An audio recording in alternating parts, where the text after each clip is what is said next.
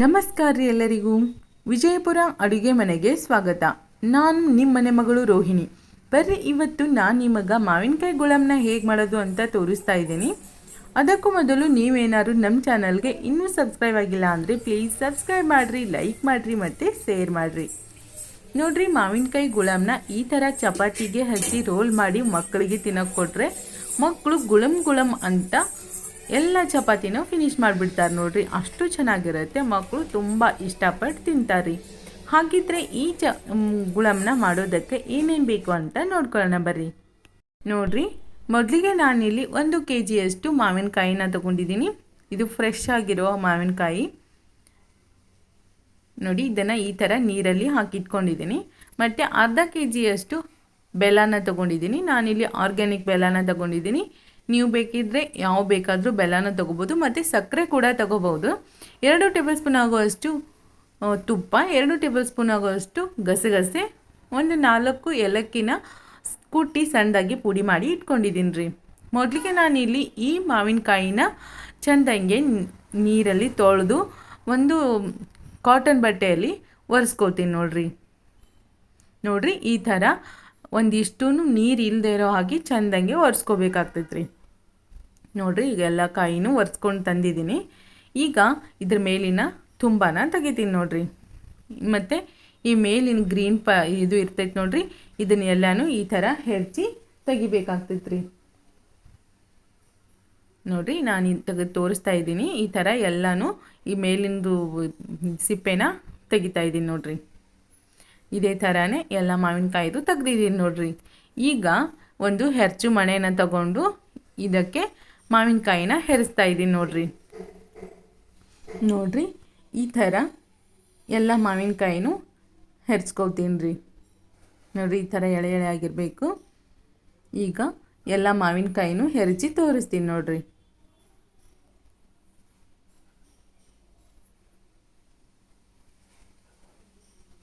ನೋಡಿರಿ, ಈ ಥರ ಗೊಟ್ಟ ಅಷ್ಟೇ ಉಳಿಬೇಕು. ಎಲ್ಲನೂ ಹೆರ್ಚ್ಕೊಂಡು ತೊಗೊಂಡಿದ್ದೀನಿ. ನೋಡಿ, ಎಲ್ಲ ಹೆರ್ಚಿದಾಗೈತಿ. 4 ಮಾವಿನಕಾಯಿನೂ ಹೆರ್ಚಿದ್ದೀನಿ. ಈಗ ಬೆಲ್ಲನ ಪುಡಿ ಮಾಡ್ಕೊಳ್ತೀನಿ ರೀ.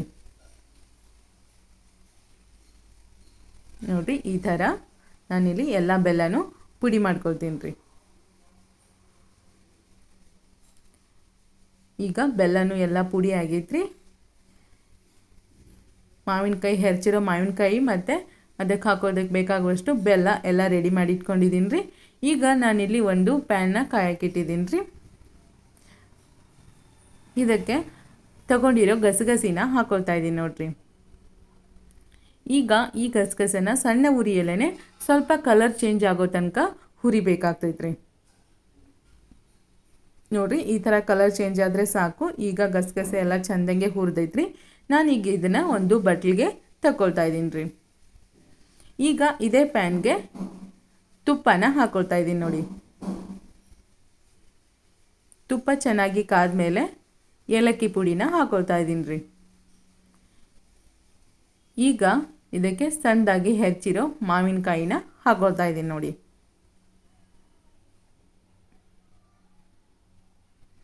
ನೋಡಿರಿ, ಹೆರ್ಚಿರೋ ಎಲ್ಲ ಮಾವಿನಕಾಯಿನ ಹಾಕ್ಕೊಂಡಿದ್ದೀನಿ.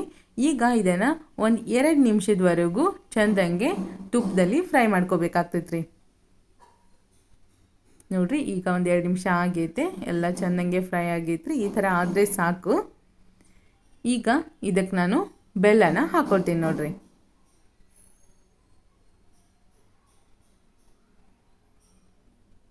ಬೆಲ್ಲ ನಿಮಗೆ ಇನ್ನೊಂದು ಸ್ವಲ್ಪ ಕಾಯಿ ಏನಾದರೂ ಹುಳಿ ಇದ್ದರೆ ಬೆಲ್ಲ ಇನ್ನೊಂದು ಸ್ವಲ್ಪ ಜಾಸ್ತಿ ಹಾಕೋಬೇಕಾಗ್ತೈತೆ ರೀ. ಇಲ್ಲಿ ಕಾಯಿ ಅಷ್ಟೊಂದು ಹುಳಿ ಇರಲಿಲ್ಲ. ನನಗೆ ಅರ್ಧ kg ಬೆಲ್ಲ ಸಾಕಂತ ಅನಿಸಿತ್ತು. ನೀವು ಬೆಲ್ಲನ ನೋಡ್ಕೊಂಡು ಹಾಕೊಳ್ರಿ. ನೋಡಿರಿ, ಈಗ ಇದೇ ಥರ ಎಲ್ಲನೂ ಮಿಕ್ಸ್ ಮಾಡ್ಕೊತ ಬೆಲ್ಲನ ಕರಗಿಸ್ಕೋಬೇಕಾಗ್ತೈತೆ ರೀ. ಉರಿ ಸಣ್ಣ ಉರಿಯಲ್ಲೇ ಇರಲ್ರಿ. ನೋಡಿರಿ, ಈ ಥರ ಎಲ್ಲ ಮಿಕ್ಸ್ ಮಾಡ್ಕೊತ ಬೆಲ್ಲನ ಕರಗಿಸ್ಕೋಬೇಕು. ನೋಡಿರಿ, ಬೆಲ್ಲ ಕರಗಿದ ಮೇಲೆ ಈ ಥರ ಒಂದು ಸ್ವಲ್ಪ ಲಿಕ್ವಿಡ್ ಥರ ಆಗತ್ತೆ ರೀ.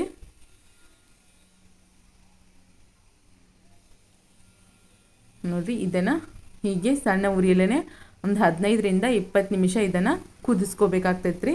ಹಾಗೆ ತಿರುವಾಡ್ಕೊತ ನೋಡಿ ಇವಾಗ 10 ನಿಮಿಷ ಆಗೈತ್ರಿ.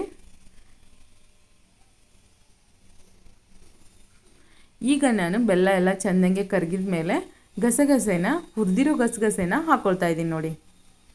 ಈಗ ಇದನ್ನು ಮಿಕ್ಸ್ ಮಾಡ್ಕೊತ ಮತ್ತೆ ಒಂದು 10 ನಿಮಿಷದವರೆಗೂ ಇದನ್ನು ಕುದಿಸ್ಕೋಬೇಕ್ರಿ. ನೋಡ್ರಿ ಈ ಥರ ಮಿಕ್ಸ್ ಮಾಡ್ಕೊತ ನೋಡಿ. ಈಗ ಇದು ಪರ್ಫೆಕ್ಟಾಗಿ ರೆಡಿ ಆಗಿತ್ತೋ ಇಲ್ಲ ಅಂತ ನೋಡ್ಬೇಕಂದ್ರೆ ರೀ ಈ ಥರ ಒಂದೆಳೆ ಪಾಕ ರೆಡಿ ಆಗಿದ್ರೆ ಪರ್ಫೆಕ್ಟಾಗಿ ರೆಡಿ ಆಗೈತೆ ಅಂತಾರೆ. ಈಗ ನಾನು ಇದನ್ನು ಸ್ಟವ್ನ ಆಫ್ ಮಾಡಿ ಬಿಡ್ತೇನೆ ನೋಡ್ರಿ. ಈಗ ಎಲ್ಲ ಚೆಂದಂಗೆ ರೆಡಿ ಆಗೈತ್ರಿ. ಈ ಥರ ಮಾಡಿ ಇದನ್ನು ಒಂದು ವರ್ಷದವರೆಗೂ ಒಂದು ಗಾಜಿನ ಬಟ್ಲಕ್ಕೆ ಹಾಕಿ ಇಟ್ಟರೆ ಒಂದು ವರ್ಷದವರೆಗೂ ಇಟ್ರೂ ಏನೂ ಆಗೋದಿಲ್ಲ ರೀ, ತುಂಬ ಚೆನ್ನಾಗಿರತ್ತೆ ನೋಡಿ. ತುಂಬ ರುಚಿಯಾಗಿರೋ ಮಾವಿನಕಾಯಿ ಗುಳಮು ರೆಡಿ ಆಯ್ತು ನೋಡ್ರಿ. ಮಾಡೋದು ತುಂಬ ಸುಲಭ ರೀ, ತುಂಬ ಕಡಿಮೆ ಇಂಗ್ರೀಡಿಯೆಂಟ್ಸಲ್ಲಿ ರೆಡಿ ಆಗುತ್ತೆ. ಈ ಥರ ಇದನ್ನು ಚಪಾತಿಗೆ ಹಚ್ಚಿ ಮಕ್ಕಳಿಗಾಗಲಿ ದೊಡ್ಡವ್ರಿಗಾಗಲಿ ಯಾರಿಗೆ ಆದ್ರೂ ತುಂಬ ಇಷ್ಟ ಆಗತ್ತೆ ರೀ. ಈ ಥರ ಮಾವಿನಕಾಯಿ ಗುಳಮನ್ನ ನೀವು ಒಂದು ಸತಿ ಟ್ರೈ ಮಾಡಿ ನೋಡಿರಿ. ಹೇಗಿತ್ತು ಅಂತ ಕಮೆಂಟ್ ಮಾಡೋದನ್ನು ಮರಿಬೇಡ್ರಿ. ವಿಡಿಯೋನ ಸ್ಕಿಪ್ ಮಾಡದೆ ಕೊನೆವರೆಗೂ ನೋಡಿದ್ದಕ್ಕೆ ಥ್ಯಾಂಕ್ಸ್ ರೀ.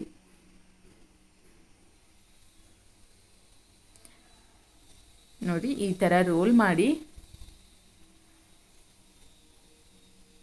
ಇದನ್ನು ಯಾರು ಬೇಕಾದರೂ ತಿನ್ಬೋದ್ರಿ, ತುಂಬ ಚೆನ್ನಾಗಿರುತ್ತೆ. ಮತ್ತು ಈ ರುಚಿ ಈ ಟೇಸ್ಟ್ ಒಂಥರ ಡಿಫ್ರೆಂಟ್ ಆಗಿರ್ತೈತ್ರಿ. ನೀವು ಒಂದು ಸತಿ ಟ್ರೈ ಮಾಡಿ ನೋಡಿರಿ. ಮತ್ತು ಮತ್ತೊಂದು ವಿಡಿಯೋ ಜೊತೆ ಸಿಗ್ತೀನಿ. ನಮಸ್ಕಾರ.